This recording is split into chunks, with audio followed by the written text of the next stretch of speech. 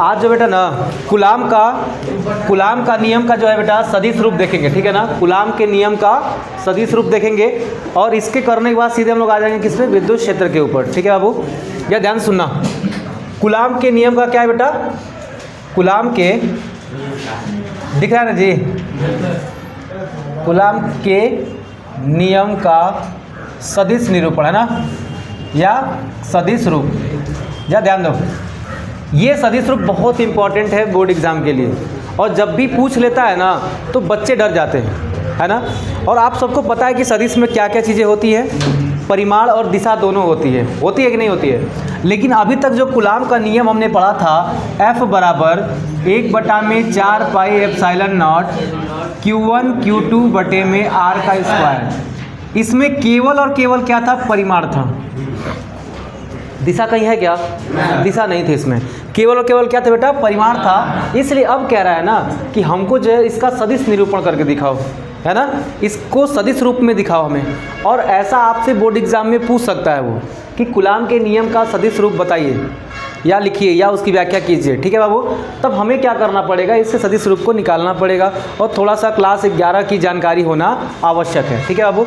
देखो होता क्या है, जरा ध्यान से सुनना।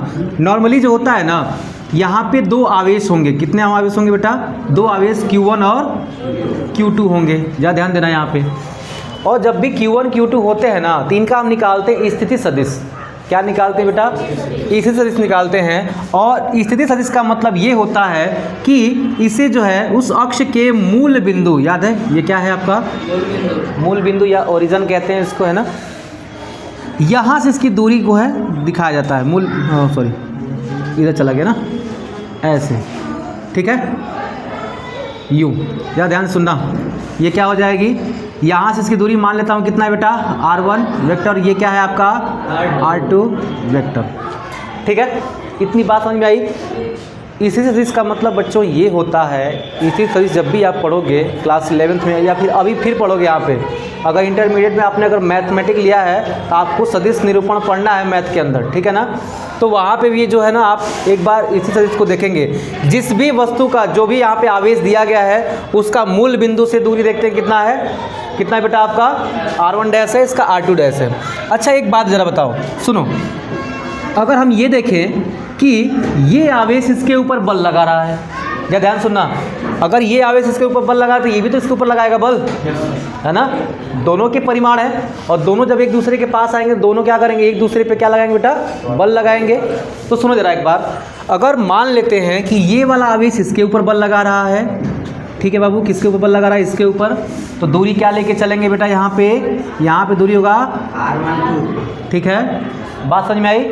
और ये वाला आवेश इसके ऊपर लगा रहा होगा, तो मान लेते हैं कि ये वाला इसके ऊपर लगा रहा है बल, तो क्या हो जाएगा, R221 वेक्टर हो जाएगा। लगा तो दोनों रहे होंगे, बात समझ में आ रही है ना। ऐसा तो है नहीं कि कोई एक ही लगा रहेगा, क्योंकि दोनों आवेश है और दोनों के पास क्या है, परिमाण है। और जब दोनों के पास अपना परिमाण है तो क्या करेंगे बेटा, ये दोनों ही इस आवेश के ऊपर क्या करेंगे, एक दूसरे के ऊपर बल लगाएंगे। ज़रा ध्यान सुनना।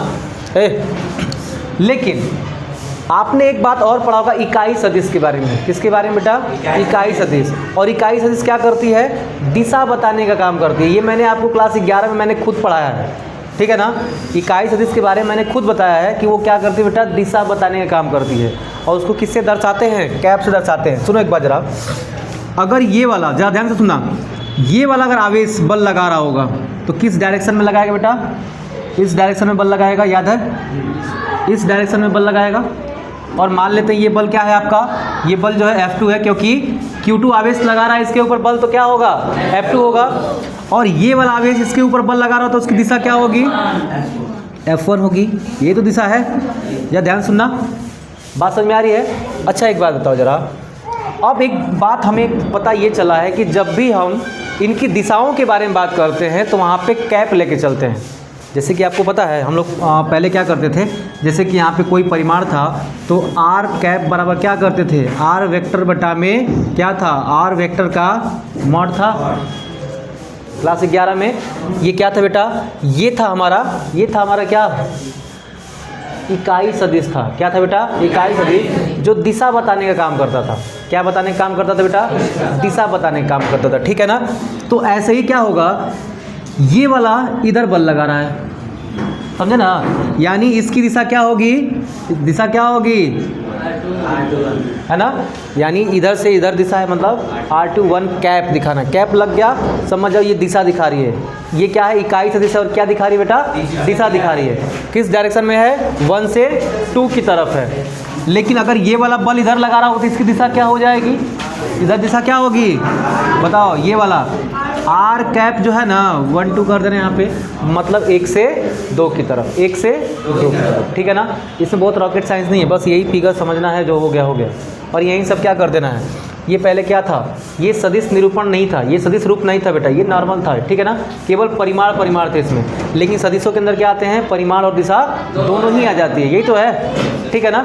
जरा ध्यान सुनिए यहाँ पे, तो अगर हम बात करें कि Q1 जो है Q2 पे जब लगा रहा होगा बल, ठीक है बाबू, क्या कर रहा होगा, Q1 व क्या है, Q1 द्वारा Q2 पर लगाया गया बल क्या होगा बाबू, यहाँ पे वो बल क्या था आपका, F1 था।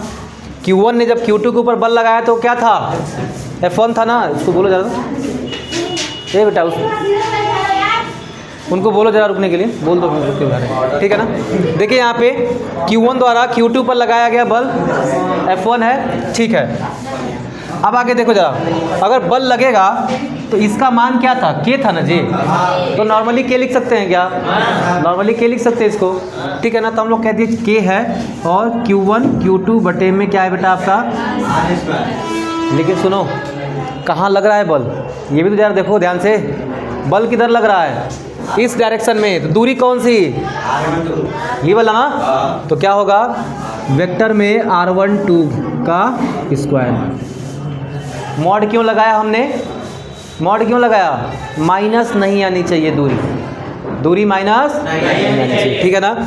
अब जरा ध्यान सुनना, ये था केवल और केवल क्या आपका परिमाण, मैं बार बार कह रहा हूँ ये क्या है, परिमाण है, पर दिशा तो दिखानी पड़ेगी ना, दिशा किधर है, दिशा किधर है बताओ, दिशा किधर है, इस डायरेक्शन में, देखो यहाँ पे इस डायरेक्शन में कौन सा लग रहा है बेटा आपका, यही है क्या, यही है ना दिशा, इस डायरेक्शन में दिशा कौन सा दिखा रही है, कौन सा, R12 कैप दिखा रहा है ना, तो क्या हो जाएगा यहाँ पे इंटू R12 कैप हो जाएगा, कोई दिक्कत है क्या, ठीक है ना। ये हो गया आपका जब इधर की तरफ बल लग रहा हो, Q1 लगा रहा हो किसके ऊपर, Q2 के ऊपर। लेकिन जब यहाँ बात चले बेटा कि Q2 द्वारा Q1 पर लगाया गया बल क्या है, तो आप क्या बताओगे कि F2 बराबर K Q1 Q2 बटे में देख रहे हो यहाँ पे क्या हो जाएगा, R21 वेक्टर का स्क्वायर, क्योंकि दूरी का स्क्वायर होता है ना, और यहाँ पे दिशा क्या है इस डायरेक्शन में, R21 कैप दिशा है इसकी, ये इकाई सदिश दिशा बता रही है, देख रहे हो, परिमाण और दिशा दोनों आ रहे हैं साथ साथ, यानी ये क्या है, इसका सदिश रूप है। एक क्वेश्चन पूछा गया था, ठीक है ना, बोर्ड एग्जाम के अंदर, तो बहुत सारे बच्चे गलत करके आ गए, है ना, कि निम्न में से 4 ऑप्शन दिया गया था, मैं भी अभी 4 ऑप्शन दूंगा आपको, निम्न में से कूलाम के नियम का सही सदिश निरूपण क्या है, या सही सदिश रूप क्या है, ठीक है ना। सबसे पहला वहाँ पे तो क्या दिया गया था, जरा ध्यान सुनना, सबसे पहले कहा गया था कि F1 वेक्टर बराबर, ठीक है ना, 1/4 pi epsilon not Q1 Q2 बटे में R का स्क्वायर। सुनो पहले 4 ऑप्शन थे तुम्हारे पास, ठीक है ना। दूसरा क्या था कि F वेक्टर बराबर 1/4 पाई एप्सिलॉन नॉट, है ना, Q1 Q2 बटा में R1 R2 वेक्टर का स्क्वायर। ध्यान से सुनते जाना, सुनो इन्हें। फिर कहा ना, तीसरा क्या था F1 वेक्टर बराबर 1/4 पाई एप्सिलॉन नॉट, ठीक है ना, ये आपके बोर्ड एग्जाम में पूछा गया प्रश्न है, ठीक है ना। अब कौन से सेट में था ये मुझे ध्यान में नहीं है, बट ये आपके बोर्ड एग्जाम का क्वेश्चन है, ठीक है बाबू। अब जरा ध्यान सुनना, यहाँ पे कहा गया ना कि R12 वेक्टर का Q क्या है बेटा, Q, जरा ध्यान सुनना मैं क्या कह रहा हूँ, R12 वेक्टर का Q इंटू क्या है बेटा, R12 वेक्टर। ध्यान सुनते जाना, ठीक है ना बाबू। और क्या हो गया यहाँ पे वेक्टर बराबर 1/4 pi epsilon not Q1 Q2 बटा में क्या था R12 वेक्टर और ये है आपका R12 कैप। बताओ इन चारों में से कौन सही था? बी।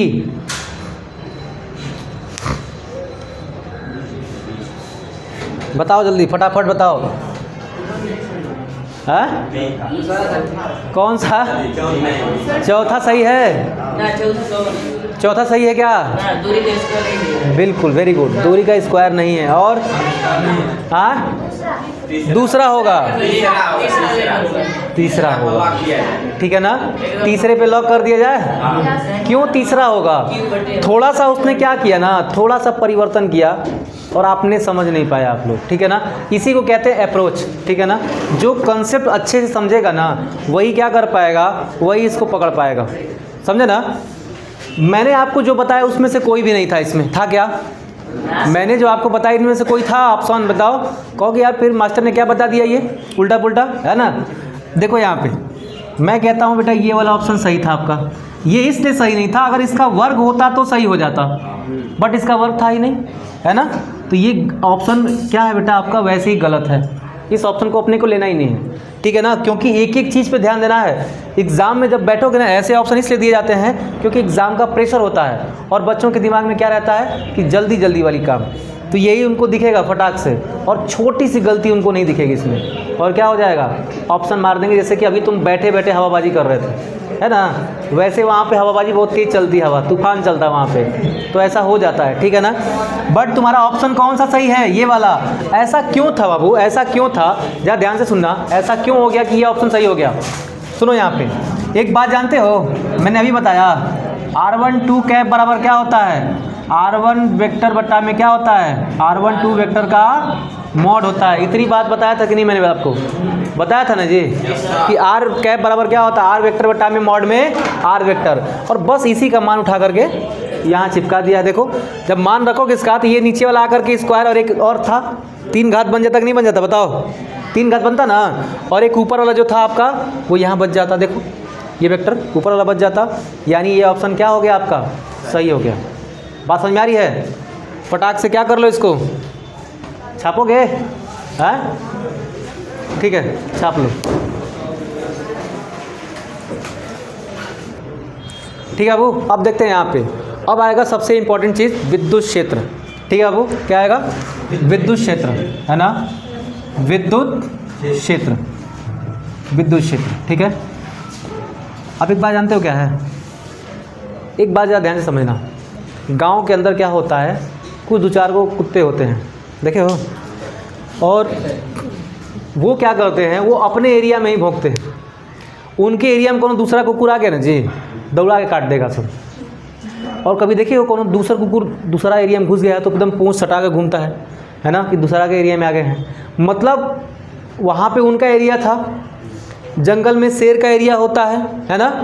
वैसे क्या है, एक आवेश है बेटा हमारे पास, ठीक है ना? मान लेते ये कोई प्लस आवेश है। क्या है बेटा? कोई प्लस आवेश है, और इसके चारों तरफ का वह क्षेत्र, इस आवेश के चारों तरफ का वह क्षेत्र जिसमें किसी अल्प आवेश के वो क्या करता है बेटा, आकर्षण या प्रतिकर्षण बल लगाता है।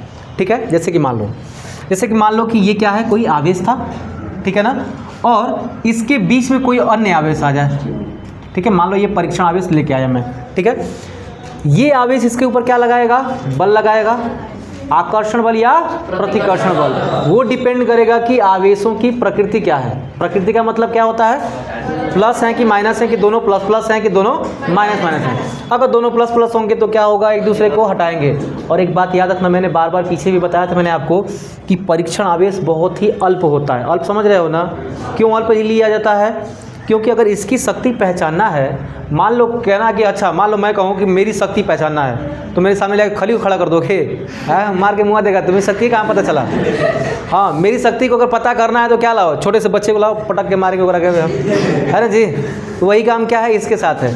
अगर इसकी शक्ति को अगर पहचानना है तो क्या करना पड़ेगा बेटा, इससे बहुत छोटा सा आवेश लेके आना पड़ेगा। क्या लेके आना पड़ेगा, है ना? चूहा लेके आ जाओ, मार देंगे 2-3 फट ले, है ना जी? तो ऐसा क्या है, इन छोटी चीज़ों को मार दिया जाएगा, है ना जी? अब मान लो हम कूदे तो हमसे शक्तिशाली लेके चले आओ, तो हमारी शक्ति कैसे पता चलेगी तुमको? नहीं पता चलेगी ना, पटक के मारेगा जी हमको। हैं देखो यहाँ पे बराबरी वाला नहीं, बराबरी नहीं, देखो यहाँ पे। इसलिए हमने अल्प आवेश लिया, और अल्प आवेश हमेशा क्या लेना है? धनात्मक लेना है। कैसा लेना है? जब भी आपको Q0 कहीं भी दिखे, समझ जाना वो कैसा है? धनावेश है, पॉजिटिव है, वो निगेटिव नहीं हो सकता, है ना। अब सुनो जरा, तो ये अल्प आवेश परीक्षण आवेश को जब लेकर के आए, और मैंने कहा है कि पहले से ये कहाँ पे है, ये Q जो है प्लस है, तो क्या करेगा इसके ऊपर? क्या करेगा? एक प्रतिकर्षण बल लगाएगा। लेकिन अगर यही Q0 जो है यहाँ होता, क्या ये कुछ कर पाता? क्योंकि उसके रेंज से बाहर है। तो कभी भी कोई पूछे कि विद्युत क्षेत्र कहते किसे हैं, तो क्या कहोगे? कहोगे किसी आवेश के, किसी बिंदुवत आवेश के चारों तरफ का वह क्षेत्र जिसमें किसी अन्य आवेश के ऊपर जो है आकर्षण या प्रतिकर्षण बल लगाता है, उस क्षेत्र को हम क्या कहते हैं बेटा? विद्युत क्षेत्र कहते हैं। बात समझ में आ रही है? मतलब एक कोई बिंदुवत आवेश जिसके चारों तरफ का वह क्षेत्र जिसमें कोई अल्प या कोई परीक्षण आवेश लाने पर वह आकर्षण या प्रतिकर्षण बल का अनुभव करता है, वह क्षेत्र क्या कहलाता है बेटा? आपका विद्युत क्षेत्र कहलाता है। लेकिन अगर ये यहाँ पे है तो कोई आकर्षण लगेगा उस पर, कोई प्रतिकर्षण बल लगेगा उस पर, क्यों नहीं लगेगा? क्योंकि क्षेत्र के क्या है, वो बाहर है ना जी, क्षेत्र से बाहर है। और क्या बताएगा? कवरेज एरिया से बाहर है ना जी। फोन लगाते हैं ना इस समय, तो पता नहीं क्या क्या कुल आ रहा है ना, मोदी जी वाला कुल है ना, सावधान रहें। देखो यहाँ पे, अब सुनो, ये जो आपका Q आवेश है वो कब बल लगाएगा? जब यहाँ पे कोई आवेश एंटर करेगा, जब इसके क्षेत्र में आएगा। चुंबक देखे हो ना जी, जिस प्रकार से चुंबक काम करता है। मान लो एगो चुंबक हेजा रखे हो, है ना, और एगो चुंबक हेजा रखे हो, कोई आकर्षण बल हो रहा है, कोई प्रतिकर्षण हो रहा है, नहीं ना। लेकिन जैसे ही इस चुंबक के क्षेत्र में उस चुंबक को लेकर आते तो अंदर खींच लेता है, नहीं खींच लेता है जी। क्यों खींच लेता है? क्योंकि उसके क्षेत्र में आ गया, उसकी एक क्या है बेटा? अपना क्षेत्र है। और यहाँ पे जो आवेश का क्षेत्र है उसे हम क्या कहते हैं? विद्युत क्षेत्र कहते हैं। क्या कहते हैं बेटा? विद्युत क्षेत्र कहते हैं। तो लिख लोगे, लिखोगे अभी फटाफट। चलिए विद्युत क्षेत्र डालिए हेडिंग, लिखो। किसी बिंदु आवेश के चारों तरफ का वह क्षेत्र, किसी बिंदु आवेश के चारों तरफ का वह क्षेत्र, किसी बिंदु आवेश के चारों तरफ का वह क्षेत्र, चारों तरफ का वह क्षेत्र जिसमें कोई अन्य आवेश, जिसमें कोई अन्य आवेश, जिसमें कोई अन्य आवेश आकर्षण या प्रतिकर्षण बल, आकर्षण या प्रतिकर्षण बल महसूस करता है, आकर्षण या प्रतिकर्षण बल महसूस करता है, उसे हम विद्युत क्षेत्र कहते हैं। आकर्षण या प्रतिकर्षण बल महसूस करता है उसे हम क्या कहते हैं? विद्युत क्षेत्र कहते हैं। ठीक है, हो गया। आकर्षण या प्रतिकर्षण बल महसूस करता है उसे हम क्या कहते हैं बेटा? विद्युत क्षेत्र कहते हैं। हो गया। चलिए अब ये विद्युत क्षेत्र क्या है, फैराडे ने जो है थोड़ा सा इसको और क्या किया, और डिफाइन किया। किसने किया? फैराडे ने। फैराडे ने एक संकल्पना दी, कहा कि देखो ये विद्युत क्षेत्र जो है ना, विद्युत बल रेखाओं के कारण है। किसके कारण है? विद्युत बल रेखाओं के कारण। किसने बताया? फैराडे महोदय ने बताया। देखो ये सब जब हवाबाजी चल रही थी ना, तो फैराडे भी कूदे और कहे कि देखो ये जो तुम्हारा क्या है, ये जो विद्युत क्षेत्र की कल्पना है ना बेटा, वो विद्युत बल रेखाओं के द्वारा होती है। ये विद्युत बल रेखाएं ऐसी काल्पनिक रेखाएं होती हैं जो वास्तविक विद्युत क्षेत्र को प्रदर्शित करती हैं। कौन कह रहा है? फैराडे कह रहा है। ठीक है बाबू, फैराडे क्या कह रहा है? ये कह रहा है कि देखो ये जो भी आपको विद्युत क्षेत्र दिख रहा है ना, वो क्या है? वो और कुछ नहीं है, विद्युत बल रेखाएं हैं। कोई कहा कि ऐसी रेखा तो कोई दिखती नहीं है। किसी वैज्ञानिक ने पूछा होगा उसे कि बताओ ललुआ, ऐसा तो कहीं दिखता ही नहीं है। तो उसने कहा कि देखो तुम क्या जानते हो बेवकूफ़ आदमी, कमार कहेंगे, इतना जानते तो तुम इसके बारे में बताते नहीं है। तो उसने कहा कि देखो इसके चारों तरफ का जो क्षेत्र है ना, विद्युत क्षेत्र, एक काल्पनिक रेखा के द्वारा है। काल्पनिक का मतलब दिखता उतना नहीं, बस कल्पना कर लिया जाता है। और वही काल्पनिक रेखा क्या बनाती है बेटा? एक वास्तविक विद्युत क्षेत्र बनाती है, जिसमें कोई आवेश, आकर्षण या प्रतिकर्षण बल का क्या करेगा? अनुभव करेगा। बात समझ आ रही है ना? ठीक है, तो चलिए थोड़ा सा हम जो है इसको मिटाते हैं। ठीक है बाबू, अब इसके बाद वाला टॉपिक क्या देखेंगे हम लोग? विद्युत बल रेखाएं देखेंगे, ठीक है ना। क्या होगा? विद्युत बल रेखाएं, है ना, विद्युत बल रेखाएं। समझ में आ रही बात? विद्युत बल रेखाएं, ठीक है। अब सुनो क्या है, मैंने बार बार कहा इसको, अगर लिखना चाहोगे तो लिख लेना, ठीक है ना, लिखना चाहोगे तो फटाफट लिख लेना इसको, ठीक है। क्या है विद्युत बल रेखा? तो लिखोगे विद्युत बल रेखाएं वह काल्पनिक रेखाएं हैं, फटाफट लिखो, जितना जल्दी तेज लिख सकते हो। विद्युत बल रेखाएं वह काल्पनिक बल रेखाएं हैं, विद्युत बल रेखाएं वह काल्पनिक बल रेखाएं हैं जो वास्तविक विद्युत क्षेत्र को प्रदर्शित करती हैं, जो वास्तविक विद्युत क्षेत्र को प्रदर्शित करती हैं। क्या करती हैं बेटा? जो वास्तविक विद्युत क्षेत्र को प्रदर्शित करती हैं, जो वास्तविक विद्युत क्षेत्र को प्रदर्शित करती हैं, ठीक है ना। अब जरा ध्यान से सुनना।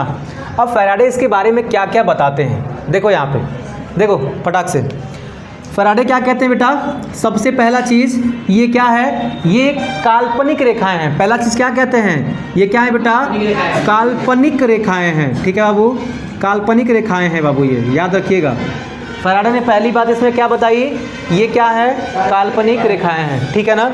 दूसरी चीज़ क्या बताते हैं कि ये रेखाएं प्लस से निकलती हैं और माइनस में प्रवेश करती हैं। क्या है बेटू? क्या है बेट यहाँ पे? धनात्मक आवेश से निकलती है ना, निकलती है, और क्या है ना, ऋणात्मक आवेश में क्या करती है? प्रवेश करती है, प्रवेश करती है। याद रहेगा ना, लिखते जाना है इसको, ये नहीं कि बैठ करके मतलब मैं लिख रहा हूँ तुमको भी लिखना है, ठीक है। पहला क्या बात बताया? काल्पनिक रेखाएं हैं, मतलब ये दिखती उगती नहीं है, बस कल्पना कर लिया गया हमने, है ना। दूसरी चीज़, ये धन आवेश से निकलेंगी और ऋण आवेश में प्रवेश कर जाएंगी। अब जैसे मान लो यहाँ पे कोई धन आवेश है, क्या बेटा? ये कोई धन आवेश है और धन बिंदु आवेश है ना बाबू, यहाँ से रेखाएं क्या होंगी? लंबवत निकलेंगी। क्या निकलेंगी बेटा? यहाँ से जो है ये बल रेखाएं लंबवत बाहर की ओर निकलेंगी। हाँ, ये सब क्या है? विद्युत बल रेखाओं की गुण है, ठीक है बाबू, ये हेडिंग डाल सकते हो, विद्युत बल रेखाओं के गुण, ठीक है ना। ये क्या हो रही हैं? ये सारी रेखाएं क्या हो रही हैं बेटा? प्लस से बाहर की ओर निकल नहीं निकले, बताओ यहाँ पे। ये सारी रेखाएं प्लस से क्या हो रही है बेटा? बाहर की ओर निकल रही हैं, देख रहे हो यहाँ पे गजोदर। अब देखो, अगर वही क्या होता, माइनस होता, तो माइनस की तरफ क्या होती? ये रेखाएं अनंत से आती। मान लो केवल प्लस था, ये सब रेखाएं कहाँ जा रही हैं? अनंत पे जा रही हैं, अनंत की ओर जा रही हैं। लेकिन केवल माइनस है, तो हो सकता है कहीं ब्रह्मांड में प्लस हो और उससे क्या हो, वहाँ से जो है धन रेखाएं आ रही हो, क्योंकि आपको पता है ना, ये पूरा ब्रह्मांड ही क्या है? ये पूरा ब्रह्मांड ही कह सकते हो एक तरह से आवेशित है, क्योंकि पूरा ब्रह्मांड क्या है? किससे बना है? परमाणुओं से बना है। तो ये इस माइनस आवेश के पास कहीं ना कहीं से क्या हो रही है? किसी न किसी पॉजिटिव से बल रेखाएं आ रही हैं। पर किससे आ रही है, कहाँ से आ रही है, पता है क्या तुमको? नहीं ना, इसलिए कहते हैं कि अनंत से आ रही है। कहाँ से आ रही है बेटा? अनंत से आ रही है, ठीक है ना, अनंत से आ रही है। जैसे ये अनंत को दे रहा है, वैसे ही क्या हो रही है? अनंत से यहाँ पे आ भी रहा है, ठीक है ना, यहाँ पे आ रहा है। देख रहे हो हमारा ये दूसरा पॉइंट कैसे जस्टिफाई हो रहा है? क्या हो रही है बाबू यहाँ पे कि जो बल रेखाएं हैं धनात्मक से निकलती हैं और ऋणात्मक में प्रवेश करती हैं। क्या होती है बेटा? धनात्मक से निकलती, ऋणात्मक में प्रवेश करती हैं। लेकिन जहाँ पे धन और माइनस, क्या ऋण और माइनस दोनों हो, पॉजिटिव और नेगेटिव दोनों हो, तब क्या होगा? तब क्या होगा? यहाँ पे इनको मिलाने वाली एक अक्ष होगी, यहाँ पे होगी ना। तो देखो यहाँ पे कह रहा है कि धन से निकलेगी और कहाँ जाएगी? ऋण में जाएगी ना। धन से निकलेगी बेटा, कहाँ जाएगी? ऋण में जाएगी। देखो जरा ध्यान से, धन से निकलेगी ऋण में जाएगी, है ना, धन से निकलेगी ऋण में जाएगी, है ना, धन से निकलेगी कहाँ जाएगी जी? ऋण में जाएगी, ठीक है ना। इधर क्या हो रहा है? जाते हुए दिखा सकते हो, है ना। कोई दिक्कत है क्या? कोई दिक्कत है बाबू? बताओ फटाफट बताओ। यहाँ तक कोई दिक्कत नहीं था, कोई प्रॉब्लम नहीं थी। अब सुनो, यहाँ पे ये वाला पॉइंट क्लियर हुआ, काल्पनिक रेखाएं ये भी क्लियर हो गया। आगे चले क्या? ये नीचे दिख रहा है जी, है ना। प्रत्येक बिंदु पर, बल रेखाओं के प्रत्येक बिंदु पर दिशा अलग अलग होती है। क्या लिखोगे? क्या लिखोगे बाबू? बल रेखाओं के विद्युत, है ना, विद्युत बल रेखाओं के प्रत्येक बिंदु पर, प्रत्येक बिंदु पर क्या होती है, दिशा अलग अलग होती है। क्या होती है बेटा, दिशा अलग अलग होती है। ये भी जस्टिफाई कर लो जरा, दिख रहा है क्या, एक बार देख लो जरा, दिख रहा है ना जी, हाँ वो नहीं मतलब ये साफ दिख रहा है, थोड़ा सा स्याही कम हो गया इसमें, है ना। अब जरा ध्यान से सुनो, कह रहा है कि विद्युत बल रेखाओं की दिशा क्या होती है, हर पॉइंट पे अलग अलग होती है। जैसे मान लो ये क्या है, ये आपकी विद्युत बल रेखा है कि नहीं है, बताओ जरा ध्यान से। एक पॉइंट यहाँ लेना, एक पॉइंट यहाँ लेना, एक पॉइंट यहाँ लेना, मैंने ऐसे ले लिया है, ठीक है ना। अब सुनो, ये यहाँ से देखो इस डायरेक्शन में दिशा दिखा रहा है, ये बिंदु क्योंकि इधर जा रही है ना, है ना। देखो ये वाला बिंदु क्या कर रहा है, इस डायरेक्शन में दिखा रहा है, ये वाला बिंदु जो है इस डायरेक्शन में दिखा रहा है। देख रहे हो ना, हर बिंदु के ऊपर जो दिशाएं हैं बेटा वो क्या हैं, अलग अलग हैं। हर बिंदु के ऊपर क्या होंगी, दिशा अलग अलग होंगी। और यही कारण है कि कभी भी बल रेखाएं एक दूसरे को काटती नहीं है। और यही कारण है कि यही बल रेखाएं प्रतिकर्षण बल भी उत्पन्न करती हैं और आकर्षण बल भी उत्पन्न करती हैं। कैसे करेंगे ये सारा चीज़ देखेंगे यहाँ पे हम लोग, ठीक है ना। चलो मिटा दें क्या इसको, ये वाला पॉइंट समझ में आ गया आपको। चौथे पॉइंट पे आ जाए, इतना मिटा दें क्या आपको फटाफट, है ना। ये लिख लियो ना ये सब, अच्छा लिख रहे हो तो लिखो लिखो फटाफट लिखो। हाँ नहीं, चित्र बनाने की आवश्यकता नहीं, वो गुण है ना, मैं तुमको समझाने के लिए चित्र बना दे रहा हूँ ताकि समझो कि हर एक बिंदु पे क्या है बेटा, दिशाएं अलग अलग हैं, ठीक है ना। चौथा ले लें आपका, यहाँ पे ऊपर लिख देता हूँ चौथा वाला, है ना। देखो यहाँ पे चौथा, यहाँ देख लो, चौथा क्या है कि बल रेखाएं एक दूसरे को कभी नहीं काटती हैं, ठीक है बाबू। बल रेखाएं, है ना, क्या होती है, विद्युत बल रेखाएं क्या होती हैं, एक दूसरे को काटती नहीं है, ठीक है ना, एक दूसरे काटती नहीं है। अब पूछो सर जी काहे नहीं काटती है, पूछोगे ना। अगर मान लो दो बल रेखाएं, मान लो एक बल रेखा ऐसे और एक बल रेखा ऐसे, काट दिया इस बिंदु O पर, है ना, इस बिंदु O पर काट दिया, लेकिन किसी भी बिंदु पर केवल एक ही दिशा हो सकती है। मैंने कहा ना हर बिंदु पे अलग दिशा होती है ना, और एक बिंदु पे दो दिशाएं कभी नहीं होती हैं। बल रेखाओं के एक बिंदु पे दो दिशाएं संभव नहीं है। पर देखो ना यहाँ पे अगर ये काट देती तो दो दिशाएं संभव हो जाती, नहीं हो जाती क्या। देखो कैसे, एक इधर जा रही थी तो इसकी वाली दिशा, एक इधर आ रही थी मतलब इसकी वाली दिशा, और जो कि संभव नहीं है। एक बिंदु पे दो दिशाएं नहीं हो सकती, इसीलिए कभी भी विद्युत बल रेखाएं एक दूसरे को काटती नहीं है। बातें समझ में आ रही हैं क्या, ठीक है ना। आगे की बात करें, ठीक है बाबू। अगली बात क्या हो जाएगी, चौथा, पांचवा ये कहना कि ये बल रेखाएं जहाँ पास पास होती हैं, बल रेखाएं जहाँ पास पास होती हैं वहाँ विद्युत क्षेत्र ज़्यादा होता है। क्या होता है बेटा, वहाँ विद्युत क्षेत्र ज़्यादा काम करता है, यानी विद्युत क्षेत्र की ज़्यादा काम करता है, विद्युत क्षेत्र की तीव्रता। अभी तीव्रता पढ़ेंगे यहाँ पे, ठीक है, इसके बाद। लेकिन जहाँ बल रेखाएं दूर दूर होती हैं वहाँ पे विद्युत क्षेत्र क्या होता है बेटा, कम काम करता है। जैसे कि लिख लो पहले यहाँ पे, जहाँ बल रेखाएं पास पास होंगी, बल रेखाएं क्या है बेटा, पास पास होने पर क्या होता है, क्षेत्र की तीव्रता ज़्यादा होती है ना। क्या होती है बेटा, विद्युत क्षेत्र क्या है, ज़्यादा होता है, परंतु पास पास होने पर क्या होता, सॉरी दूर दूर ना जी, परंतु दूर दूर होने पर क्या होता है, विद्युत क्षेत्र कम हो जाता है ना। विद्युत क्षेत्र क्या हो जाता है, कम हो जाता है। अब देखो जरा, यहीं से तुम समझ पाओगे, यहीं समझोगे ना कि क्यों आकर्षण बल लगता है, क्यों प्रतिकर्षण बल लगता है। जरा ध्यान से सुनना बेटा, यहाँ पे देखो, एक क्या है बेटा, प्लस आवेश है, और एक क्या है, माइनस आवेश है। क्या है, माइनस आवेश है। जरा ध्यान से सुनिएगा, प्लस से बल रेखाएं निकलेंगी तो किसको ढूंढेंगी बाबू, है ना जी। दुल्हा के ढूंढता है, दुल्हन के, हाँ दुल्हन के ढूंढेगी, है ना जी। देखो यहाँ पे क्या हो रहा है, अभी बताओ, दुल्हा के ढूंढेगा जी, है नहीं ढूंढेगा। वो समलैंगिक वाला मैटर नहीं है, वो सब कुल अलग होता है ना। देखो यहाँ पे ये क्या है, ये इसको ढूंढ रहा है ना जी। प्लस से जब भी बल रेखाएं निकलेंगी कहाँ जाने का प्रवेश करेंगी, कहाँ जाने का प्रयास करेंगी, माइनस में। तो जब भी निकलेंगी माइनस में जाने का क्या करेंगी, प्रयास करेंगी। देखो यहाँ पे जब भी निकल रही है क्या हो रही है बेटा, माइनस में जाने का क्या कर रही है, ये प्रयास कर रही है कि नहीं कर रही है, बोलो। जैसे जैसे बल रेखाएं दूर जाती हैं, देखो बीच में जब जाएंगी ना बेटा, तो इनके बीच की दूरी क्या होती जाती है, बढ़ती जाती है। क्या होती जाती है बेटा, बढ़ती जाती है। पर किनारों पे देखोगे ना, तो किनारों पे बल रेखाएं क्या है, बहुत पास पास है। देख रहे हो, किनारे पे बल रेखाएं क्या है बेटा, बहुत पास पास है। इस वजह से क्या है, इस वजह से ये जो है यहाँ पे विद्युत क्षेत्र की तीव्रता ज़्यादा होगी किनारों पे, और बीच में क्या होगी, कम होगी, क्योंकि यहाँ पे थोड़ा सा दूर दूर है। ठीक है ना। लेकिन एक बात और बताओ, मान लो यहाँ पे कोई प्लस आवेश है और यहाँ भी क्या है, कोई बेटा प्लस आवेश है। ठीक है ना। अब ही निकला यहाँ से प्लस आवेश से निकला, लेकिन पता चला कि नहीं वो प्लस है, नहीं जाएगा। क्यों, देखो जरा, अभी मान लो माइनस की तरफ किन्हीं घूमा है ना, माइनस की तरफ घूम रहा है ना जी, ये क्या हो रहा है बेटा, माइनस की तरफ घूम रहा है, और ये भी घूमेगा एन से, है ना जी, माइनस की तरफ घूम रहा है कि नहीं घूम रहा है, घूम रहा है ना।